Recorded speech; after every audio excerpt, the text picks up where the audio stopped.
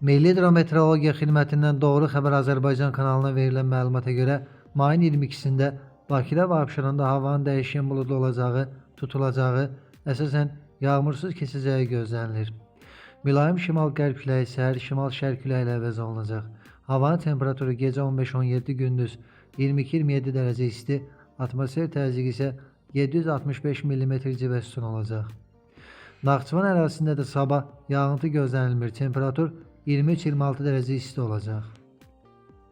Mayın 22-sində əksər rayonlarda da yağıntı ehtimalı yoxdur. Lakin gecə və səhər bəzi dağlıq ərazilərdə qısa müddətli yağış yağacaq, şimşək çaxacaq, dolu düşəcəyi bildirilir. Bəzi yerlərdə arabir duman olacaq, şərq küləyi əsəcək. Temperatur gecə 14-18, gündüz 24-29, dağlarda gecə 5-10, gündüz 13-18 dərəcə isti olacaq. İstənilən hava şəraitində hər birinizə xoş əhval-ruhiyyə arzu edirik.